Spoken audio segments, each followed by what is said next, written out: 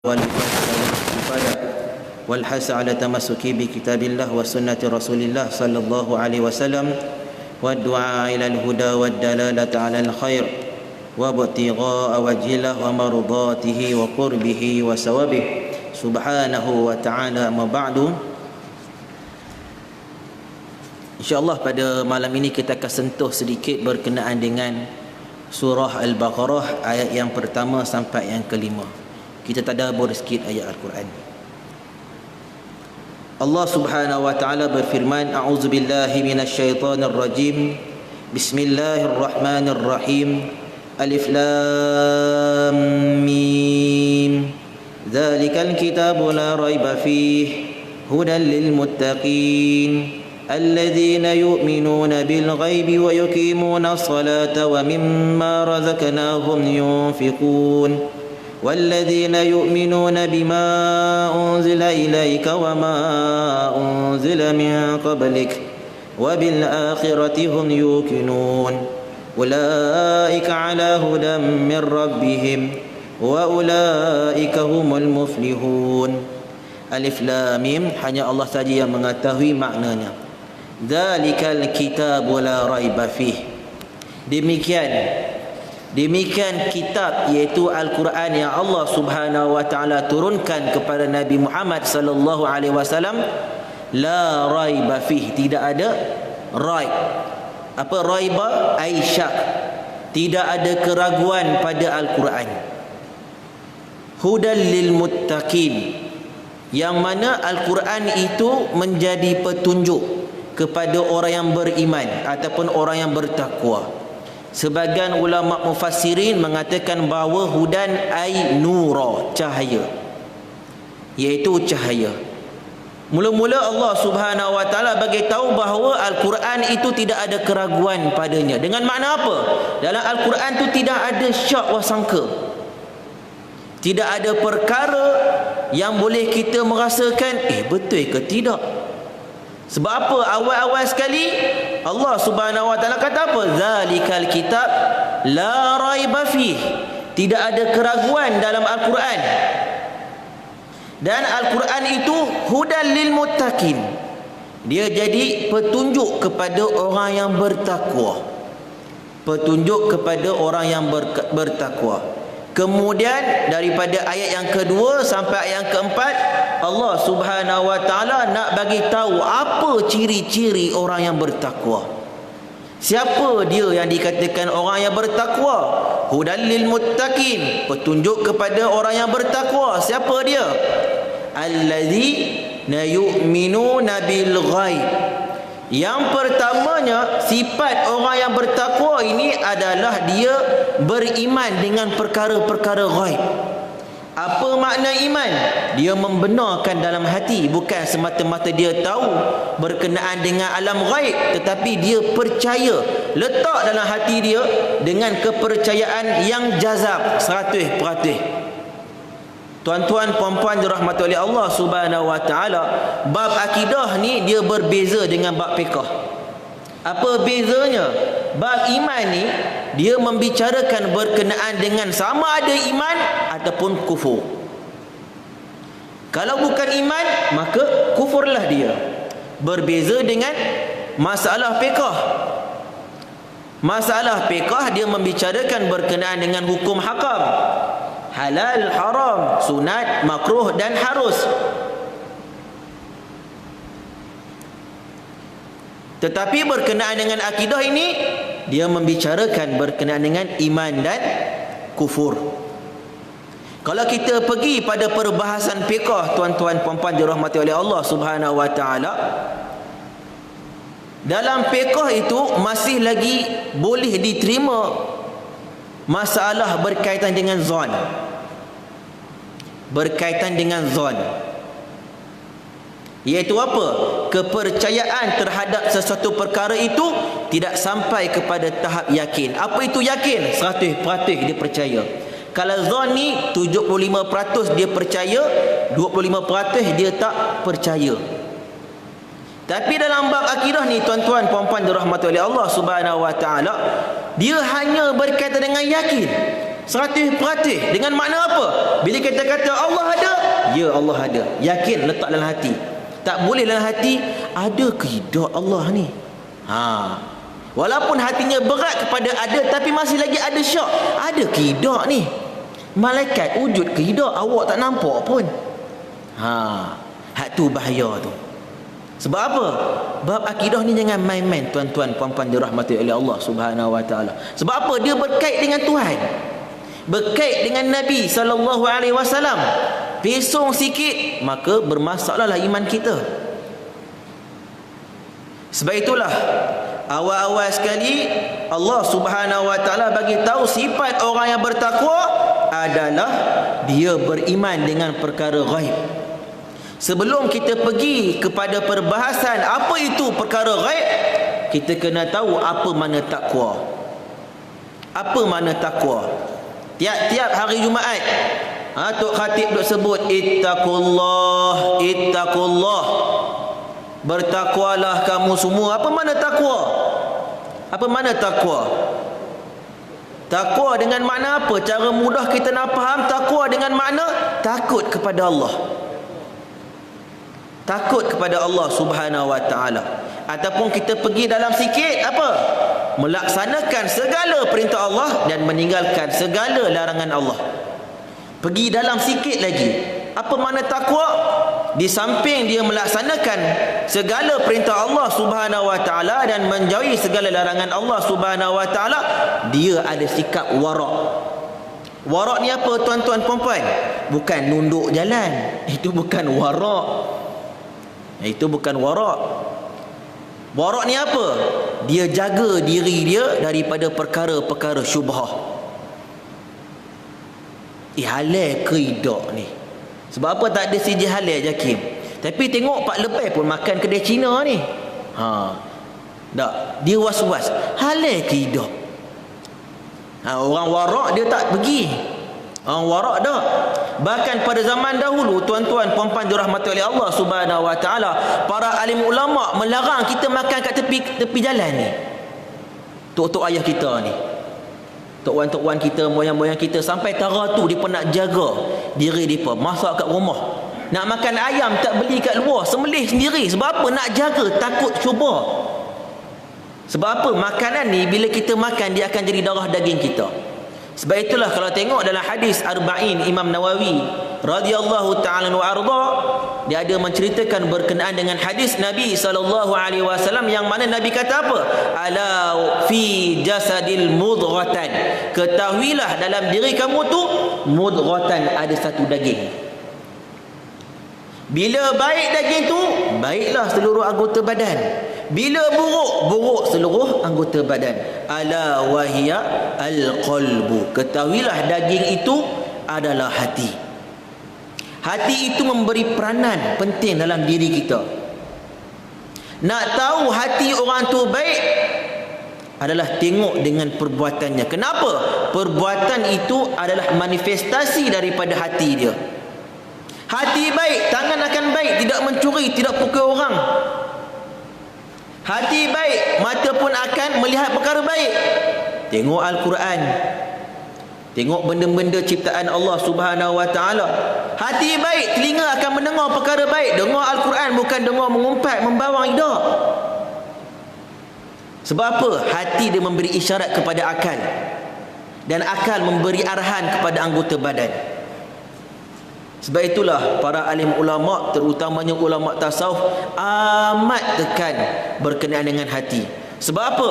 Allah Subhanahu wa taala sebut dalam Al-Quran, qad aflaha man zakkaha wa qad khaba man dassaha. Sesungguhnya beruntung orang yang membersihkan jiwa nafsu dia, dan celakalah, rugilah orang yang mengotori nafsu jiwa dia. Jadi itu maksud takwa kalau kita pergi lebih dalam. Di samping dia melaksanakan perintah Allah, meninggalkan larangan dia, dia juga jaga dirinya daripada mendekati perkara-perkara syubhah, dan tidak berlebih-lebihan ambil perkara harus. Itu orang betul-betul takwa tu.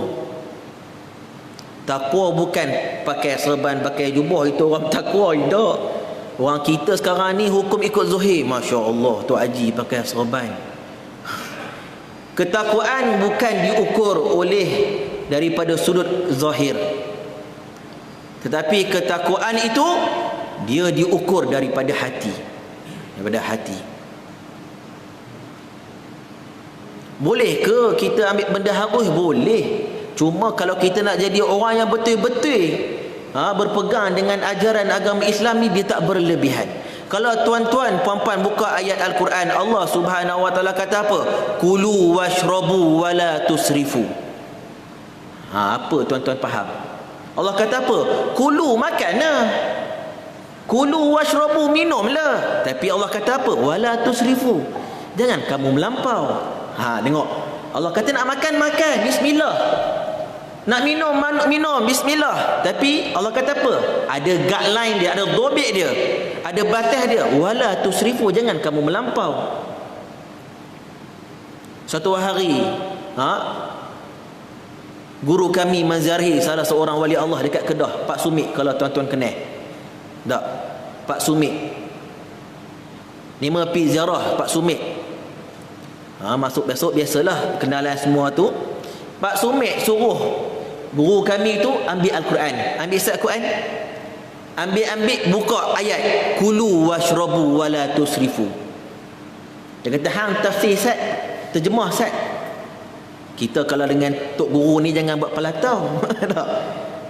Sebab apa? Kalau kita buat pelatau, siap kena pancung siap-siap. Kalau kita depan tok guru, adabnya cakap tak tahu je. Sebab apa? Kalau kita cakap tahu, mungkin kita akan dapat manfaat kurang. Sebab apa? Dah tahu dah kan. Apa yang hantar pegang lah. Tapi kalau kita kabur tak tahu, mungkin tok guru akan bagi lebih sikit. Bagi lebih. Bila Pak Sumit suruh baca ayat itu, dia suruh tafsir. Dia kata, wallahu alam, saya pun tak tahu mana.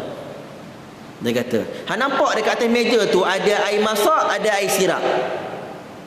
Kalau hang dahaga, ambil yang mana? Kalau kita dahaga, ambil yang mana? Nampak apa? Milu air depan kita dengan air masak, kita ambil yang mana? Confirm milu air. Sebab apa? Sedap. Dia kata, tu serifun tu, melampau tu. Betul tak? Sebab apa? Kalau kita ambil air masak tu, hilang juga dahaganya. Air Milo hilang dahaganya juga. Dua-dua tujuannya adalah apa? Untuk hilangkan dahaga. Tapi kenapa kita pilih air Milo? Sebab apa? Melampau. Melampau. Tak? Sebab apa? Ikut hawa nafsu. Itu orang warak, tuan-tuan. Kita tak sampai taraf tu. Kita lagi boleh hadap. Kayu dengan batu je kita tolak. Tak? Lagi halal kita hadap. Lagi tak menyandar orang khabar, lagi tu kita taram habis. Itu tara-tara para wali Allah tu dijaga betul-betul hubungan dia dengan Allah Subhanahu wa taala. Sebab apa? Nak pelihara hati dia tu. Pelihara hati dia. Itu maksud takwa. Jadi dalam surah Al-Baqarah Allah cerita siapa orang bertakwa. Yang pertamanya allazina yu'minuna bil ghaib. Dia beriman dengan perkara-perkara ghaib. Apa perkara-perkara ghaib? Beriman berkenaan dengan Allah Subhanahu wa taala. Beriman dengan para malaikat. Beriman dengan perkara-perkara sama'iyat yang disampaikan oleh para anbiya. Tentang neraka, tentang syurga, azab kubur, tentang kebangkitan di akhirat kelak. Itu maksudnya beriman dengan perkara ghaib. Tuan-tuan, puan-puan dirahmati oleh Allah Subhanahu wa taala. Saya rasa confirm semua hafal rukun iman tak? Semua hafal. Alhamdulillah. Cuma faham ke tidak? Faham ke tidak apa yang kita hafal? Yang pertamanya beriman dengan Allah Subhanahu wa taala. Apa tuan-tuan puan-puan faham maksud beriman dengan Allah? Beriman dengan Allah hala masuk Islam. Itu betul dah. Tapi apa makna dia? Beriman dengan malaikat. Apa makna beriman dengan malaikat? Daripada kecil kita diajar dak hafal rukun iman. Duk hafal siap ada lagu. Tak, tapi tak faham. Hafal tu alhamdulillah dapat pahala. Tapi yang kita nak tu intipati daripada rukun iman tu. Apa maksud beriman dengan Allah? Iaitu beriman dengan segala perkara sifat-sifat wajib bagi Allah, beriman semua sifat-sifat mustahil atas Allah, dan beriman mempercayai bahawa Allah Subhanahu wa taala mempunyai sifat harus. Itu konsep beriman kepada Allah yang kita belajar dalam akidah, sifat 20 tu, ya tak? Daripada wujud sampai mutakalliman, tak? Sampai mutakalliman. Itu pun semua hafal, alhamdulillah. Dan ada juga sampai khatam puluh-puluh kitab. Bagus tak? Itu cara kita nak beriman dengan Allah Subhanahu wa taala.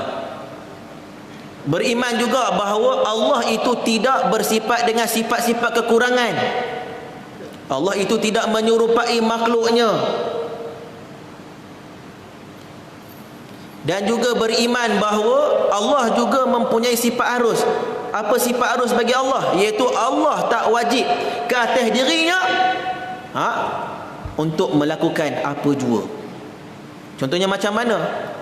Memasukkan orang ke dalam syurga apabila dia melakukan ketaatan. Daripada sudut akalnya tak wajib bagi Allah, harus saja. Boleh je Allah masukkan orang yang melakukan ketaatan dalam neraka, boleh saja, tak wajib bagi Allah. Cuma dalam Al-Quran Allah kata barang siapa yang melakukan ketaatan kepada dia, maka diganjarkan kepada dirinya untuk masuk dalam syurga. Itu dikatakan wajib aradi, mendatang. Tapi asalnya tak wajib bagi Allah. Boleh sahaja Allah nak masukkan orang yang melakukan ketaatan dalam neraka, orang melakukan maksiat dalam syurga, boleh saja, tak wajib. Itu kena ngaji dalam akidah lah. Tak?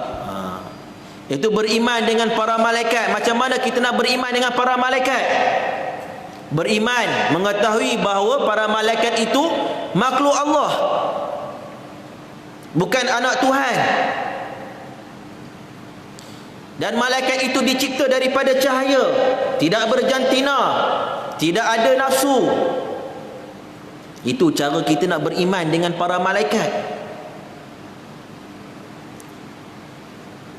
Dan beriman bahawa ada berlakunya hari kebangkitan. Sekarang ni zaman moden. Anak-anak muda pun makin lama makin moden, pemikiran pun makin moden. Makin moden, makin canggih, sampai mereka menafikan perkara-perkara alam ghaib. Sebab apa? Mereka perlu kepada pembuktian. Apa bukti dia? Sebab apa jadi macam ni? Sebab mereka ni terpengaruh dengan ideologi sains. Sains tu tidak ada masalah. Cumanya apabila terlalu mengikut ideologi mereka ni, sebab apa? Orang-orang sains ni, mereka nak dapat satu keputusan mesti ada bukti. Mesti ada buktinya. Jadi kena tengoklah anak-anak kita lagu mana. Tak? Wa yuqimunas solah. Yang keduanya sifat orang yang bertakwa, dia mendirikan solat. Apa makna mendirikan solat? Kalau tengok dalam tafsir Ibnu Katsir, Al-Imam Ibnu Katsir radhiyallahu taala anhu wa arda mengatakan bahawa wa yuqimus solah dengan makna apa? Dia menjaga solatnya. Bukan semata-mata dia melakukan solat, tapi jaga solat. Apa makna jaga solat? Iaitu dia melaksanakan solat itu dalam waktu. Bukan jenis geng-geng qada solat ni. Bukan jenis geng-geng qada solat. Tak. Dia jaga waktu. Yang keduanya dengan makna menjaga solat, iaitu dia mendatangkan semua perkara-perkara sunat dalam solatnya. Jaga tomak ninah dia. Bukan jenis kelang kabut nak solat, nak pergi mana tak tahu. Solat ni adalah satu ketenangan. Kalau kita solat kelang kabut, tunggang terbalik, nak ke mana? Dengan tak jaganya perkara-perkara sunat, takbir intiqalat pun entah ke mana. Nak ke mana? Kita solat ni untuk apa sebenarnya? Apa tujuannya? Waktu solat itulah waktu kita dengan Allah. Dekat luar tu jarang sangatlah kalau kita nak ingat Tuhan. Betul tak? Jarang sangat. Yang ingat Tuhan tu alhamdulillah, tapi kebanyakannya payah dengan bekerjanya, dengan anak bininya, payah nak ingat Tuhan. Waktu solat itulah kita nak bagi sehabis baiknya dengan Allah Subhanahu Wa Taala. Ini dak mari masjid. Tujuannya apa? Nak melengkar. Nak merolok. Alah ustaz, pagi tadi letih bekerja. Main masjid tujuan dah rosak dah tu. Main masjid, main handset. Kalau tak nak dengar kuliah sekalipun, tidur pun tak ada apa dah.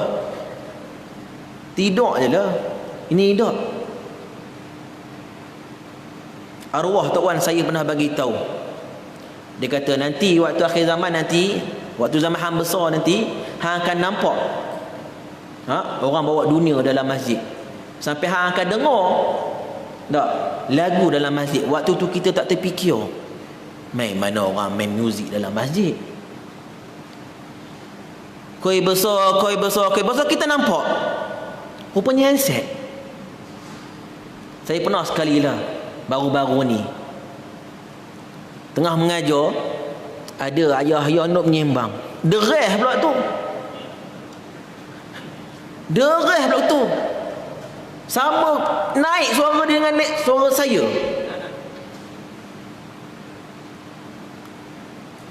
Itu satu, ada yang main handset duk dengar YouTube. Kalau kuliah tu gagah lagi ayah-ayah. Ni tengok berita mana tak tahu. Pakailah earphone pun tak. Tapi itulah main masjid yang pertamanya niat. Bila niat main nak main-main macam budak-budak, rosak lah. Kita main masjid ni tuan-tuan puan-puan dirahmati oleh Allah Subhanahu Wa Taala, masjid ni rumah Allah. Kalau orang main rumah kita buat halal balai je, apa kita rasa? Main raya, mak saudara ataupun kawan-kawan bawa anak kecil-kecil duk main lari-lari sampai pecah pasu, apa kita rasa? Idak kecubit sikit tepi tu dak. Pulih ke telinganya. Itu kalau orang main rumah kita buat tentu hala kita geram. Ini kita main rumah Allah, tak jaga adab, dengan handsetnya, dengan merolohnya. Kalau letih tu tak apa dah. Ini main-main memang duduk sandung roloh terus.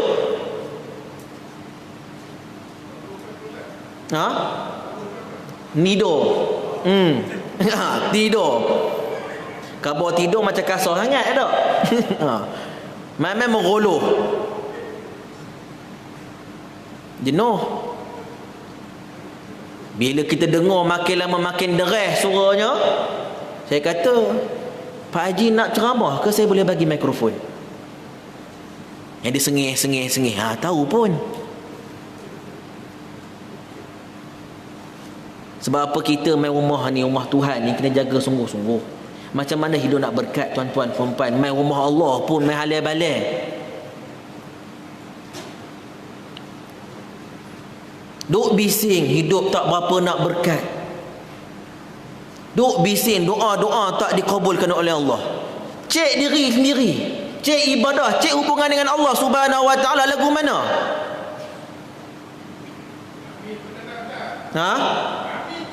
Itulah. Jadi tuan-tuan puan-puan, Allah Subhanahu Wa Taala cerita sifat orang yang bertakwa. Yang pertamanya apa? Mempercayai perkara ghaib. Yang keduanya, mendirikan solat dengan mana apa? Menjaga solat daripada semua segenap-genap penjuru. Daripada mendatangkan rukunnya, mendatangkan perkara sunatnya. Sunat solat pula bukan semata-mata dalam solat sahaja. Luar solat ada sunatnya, dalam solat ada sunatnya, selepas solat pun ada sunat dia. Kena jaga tiap-tiap tu. Sebab itulah Allah Subhanahu Wa Taala kata apa? Solat itu mencegah kepada perkara mungkar. Tapi ustaz, saya tiap-tiap hari tonggang terbalik solat. Tara tu juga bukan salah solat tuan-tuan, tapi salah keadaan solat kita lagu mana. Tak. Yang ketiganya Allah Subhanahu Wa Taala kata apa? Wa mimma razaqnahum yunfikun. Sifat orang yang bertakwa pula yang ketiga, daripada rezeki yang Allah bagi dekat dia, yunfikun, dia infak. Orang Kelantan khabar jangan jadi kupik tau, kupik. Orang Kelantan ada orang Kelantan sini. Jangan jadi kupik tau, kupik, kedekut. Mimma razaqnahum yunfikun, daripada rezeki yang Allah bagi dekat mereka, yunfikun, mereka infak. Apa makna infak di sini? Sebagian ulama khabar yunfikun bermakna az-zakatu, zakat. Itu hak benda wajib. Yang keduanya, mengeluarkan rezeki yang Allah bagi dekat dia itu kepada perkara-perkara yang berunsur ketaatan kepada dirinya. Sedekah jariah, bantu orang miskin, orang payah dalam kesusahan. Dan sebaik-baik sedekah adalah kepada ahli keluarganya. Ini tak sedekah kat luar negara, tapi ahli keluarga tu dia payah. Tengok adik-beradik kita susah payah, tak memandang pun. Tengok sana, kesiannya negeri perang-perang. Tu tengok adik-beradik kamu dulu tu macam mana. Tak salah, tapi Nabi kata apa? Seafdal sedekah adalah kepada ahli keluarga. Tengok ahli keluarga kita dahulu, ada yang tercicir, ada yang kebulur. Tengok, kadang-kadang dia segan. Yelah dah besar, dah rumah tangga, dia segan lah. Kita sebagai adik-beradik ada sifat prihatin, cakna kepada ahli keluarga. Kemudian Allah Subhanahu wa taala kata lagi, wallazina yu'minuna bima unzila ilaika. Sifat orang yang bertakwa lagi, dia beriman dengan perkara yang diturunkan kepada Nabi Muhammad sallallahu alaihi wasallam, iaitu Al-Quran. Beriman dengan mana apa? Terima 100%, bukan ambil 50-50 dah. Orang kita ambil 50-50. Ini macam kena tekak aku ni. Ni aku tak nak ambil. Itu bukan beriman dengan Al-Quran. Itu cara orang Yahudi, tuan-tuan. Orang Yahudi tak, bila dema tengok dalam kitab dema berkenaan dengan hukum zina, dia khabar, tak boleh jadi ni, berat untuk kami ni. Dia mai bertemu dengan Nabi Muhammad sallallahu alaihi wasallam. Ya Muhammad, orang Yahudi ni, apa dalam Al-Quran khabar berkenaan dengan hukum zina? Nabi ceritalah hukum zina sekian. Nabi tanya dekat orang Yahudi, kalau kamu lagu mana? Kalau kami orang zina ni, kami calitkan najis dekat seluruh badan dia, kami bawa keliling satu kampung. Nabi kata, dalam kitab Taurat bukan hukum dia lain ke? Bila Nabi Muhammad kata lagu tu dekat orang Yahudi, dia kata Nabi Muhammad ni tak boleh pakai ni. Sebab apa? Dia nak terima separuh-separuh. Hak kena batang hidung dia nak lari. Tak. Hak kena dekat orang lain, qala Allah Ta'ala, bawa keluar ayat Quran, sedih. Hak tu masalahnya. Sebab apa? Ikut hawa nafsu, ambil separuh-separuh. Sebab itulah dalam surah Al-Baqarah ayat 85 tak silap saya, Allah Subhanahu wa taala kata apa? Afatu'minuna bi ba'dil kitab wa takfuruna bi ba'din. Adakah kamu beriman separuh, kamu kufur separuh daripada Al-Quran? Allah cerita tentang sekian, terima. Nabi SAW cerita sekian, terima. Walaupun perkara itu bertentangan dengan hawa nafsu kita, terima juga. Sebab itulah Allah Subhanahu wa taala kata apa? Fadzakir fa inna dzikra tanfa'ul mu'minin. Bagi peringatan. Kerana apa? Peringatan itu memberi manfaat kepada orang beriman. Orang beriman saja ambil manfaat terhadap nasihat, peringatan dalam Al-Quran, peringatan dan nasihat daripada Nabi SAW, peringatan dan nasihat daripada para alim ulama, walaupun nafsu kabur tak mau. Sebab itulah pepatah Arab kata apa? Qulil haq walau kana murra. Cakap benda tu biar benar, walaupun benda tu pahit. Kadang-kadang orang ni takut nak cakap benda benar. Takut apa? Takut orang tu nak nyokong kita. Bagi sedar, dia setepek kat dahi, dia ada sedar. Sebab apa? Allah kata fazakir, bagi peringatan. Hanya orang yang beriman sahaja ambil manfaat terhadap peringatan tersebut. Wa ma unzila min qablik, dan beriman dengan perkara yang diturunkan kepada orang sebelum kamu, iaitu para anbiya wal mursalin sebelum Nabi Muhammad sallallahu alaihi wasallam, iaitu kitab-kitab terdahulu. Beriman Taurat, terhadap Taurat, Zabur, Injil, kena beriman juga, kena terima bahawa kitab-kitab itu diturunkan oleh Allah Subhanahu wa taala melalui malaikat Jibril kepada nabi-nabi yang terpilih. Wabil akhirati hum yuqinun, dan dengan hari akhirat dia percaya, dia yakin. Itu tanda-tanda orang bertakwa. Dengan makna lagu mana dia beriman dengan hari akhirat? Dia tahu adanya hari akhirat, dia pulun habis. Dia tahu dia hidup tak berapa nak lama.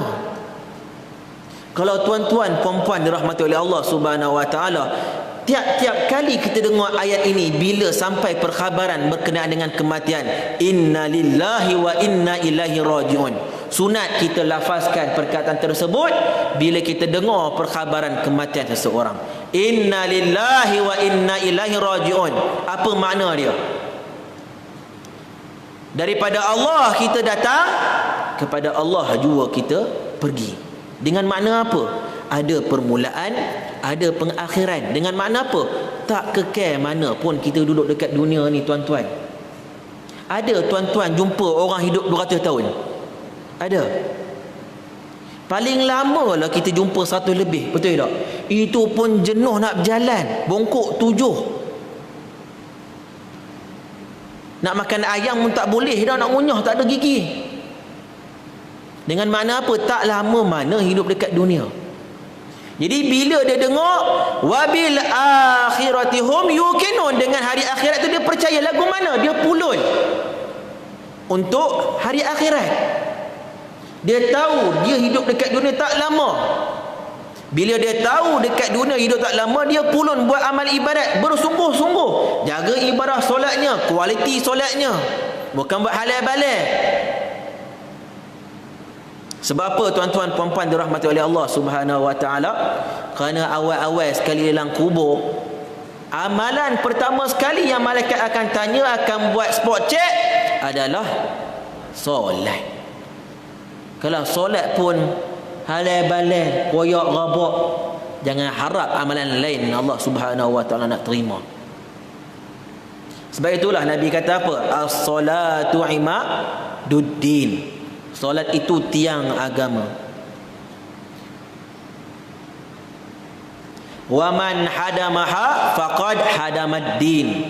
Barang siapa yang meruntuhkan agama, maka dia telah, siapa yang meninggalkan solat, maka dia telah meruntuhkan agama.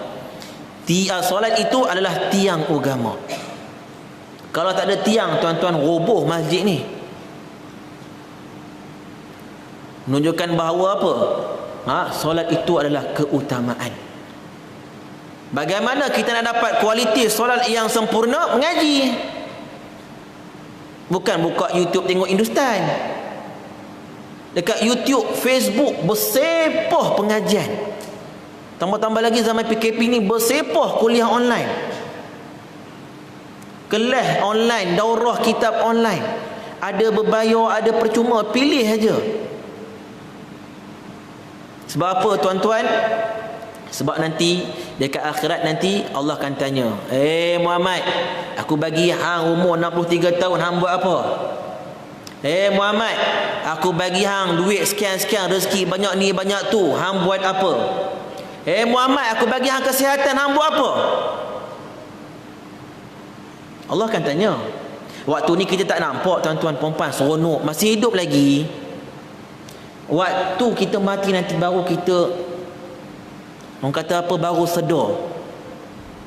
Sebab itulah kalau kita tengok dalam surah Al-Mulk, bagaimana orang kafir dia mengeluh. Bukan mengeluh, tak, mengeluh. Dia kata, kalaulah kami dengar, kalau kami fikir, nescaya kami bukan jadi min ashabis sa'ir.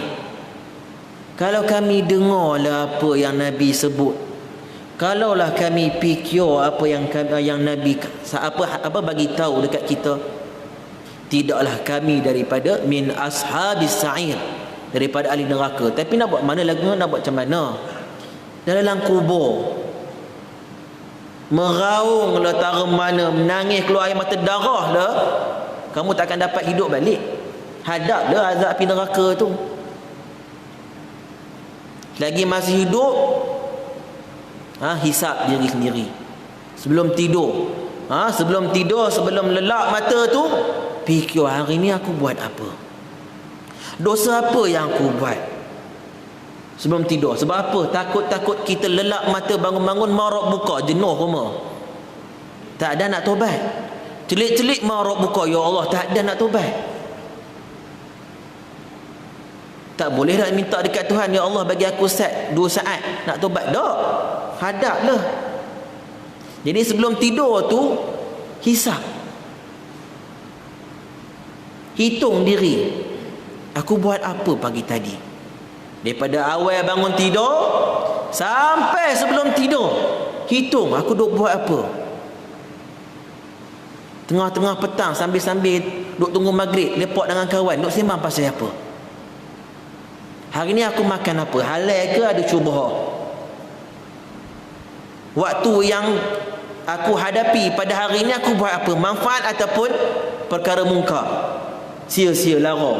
Hitung.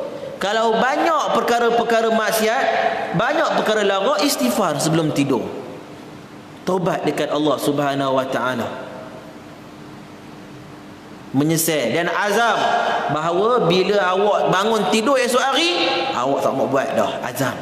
Itu dikatakan taubat. Taubat ni bukan kena tunggu solat sunat 2 rakaat dah. Kalau tak buat pun, tapi kalau menepati syarat rukun taubat, dikatakan taubat. At-taubatu an-nadmu. Nabi kata apa? Taubat itu adalah an-nadmu, nadam, menyesal. Ya Allah, menyesalnya aku buat pagi tadi, mengumpat Cik Minah ni. Datang rasa menyesal, tu taubat. Sebab apa? Rukun taubat itu ada 3. Yang pertamanya an-nadmu, rasa menyesal. Yang keduanya, meninggalkan perkara maksiat itu serta-merta. Yang ketiganya, berazam tak nak buat dah. Baru dikatakan taubatan nasuha. Walaupun tak buat 2 rakaat sunat pun, tapi menepati yang kita sebut 3 perkara ini, baru dikatakan sebagai taubat nasuha. Kalau dosa itu berkait dengan manusia, tambah lagi 1, iaitu apa? Pulangkan hak orang tersebut. Kalau kita ambil orang punya barang, pulang balik, ataupun ganti balik, bayar balik. Kalau kita menyakiti hati dia, minta maaf. Dosa kita dengan makhluk ni, kalau kita taubat banyak-banyak kali pun dengan Allah Subhanahu wa taala, selagi mana orang tu tak ampunkan dosa kita, kita tak minta maaf, lagi tu kita berdosa. Jadi ingat ada 4 rukun taubat. Maka Allah Subhanahu wa taala kata apa? Ulaika ala hudam mir rabbihim. Maka mereka itu, iaitu kita sebut ciri-ciri orang yang bertakwa itu, ala hudam mir rabbihim, mereka itu di atas petunjuk Tuhan mereka, iaitu Allah Subhanahu wa taala. Wa ulaika humul muflihun, maka merekalah orang yang berjaya. Apa maksud berjaya? Iaitu terselamat daripada api neraka. Ingat tak? Kerap kita baca ini, terutamanya apabila kita buat majlis tahlil tak? Duk baca ayat ni. Bukan sekadar baca. Hari ni kita dah tahu dah apa makna-makna dia. Bila ada tok imam baca ayat ni, kita hayati. Itu dikatakan tadabbur. Bila kita hayati tiap-tiap ayat Al-Quran yang dibaca, akan mendatangkan khusyuk. Ini dah angkat takbir Allahu Akbar, mana kunci kereta? Padahal angkat takbir dah tu, sedangkan nak menghadap Tuhan. Sebab itulah falsafah kita angkat takbir Allahu Akbar tu, apa makna dia? Ulama kata maknanya apa? Kita tolak dunia ke belakang, Allahu Akbar, dunia belakang. Depan ni apa? Nak menghadap Allah Subhanahu Wa Taala. Itu maksudnya takbiratul ihram. Allahu Akbar, buang dunia ke belakang, tolak habis. Ghaib habis bab dunia ni, ingat Allah saja. Sebab itulah para sahabat, ada seorang sahabat Nabi SAW, bila kaki dia kena panah, ada panah, dia kata tunggu Ustaz, bagi aku solat baru hang cabut. Itu tara apa? Tara orang yang betul-betul jaga solatnya. Sebab apa? Bila dia solat tak ingat apa dah, ingat Allah saja. Sebab itu dia suruh cabut waktu dia solat, dia tak rasa sakit. Itu tara para sahabat, tuan-tuan. Dia jaga sungguh kualiti ibadah solatnya. Sebab dia tahu bahawa dekat dunia ni bukannya kekal. Yang kekal itu adalah Allah Subhanahu Wa Taala. Jadi takat itu saja, tuan-tuan perempuan dirahmati oleh Allah Subhanahu Wa Taala. Kalau ada rezeki kita jumpa lagi. Aku liqauli hadza wa astaghfirullahal azim li wa lakum. Assalamualaikum warahmatullahi taala wabarakatuh.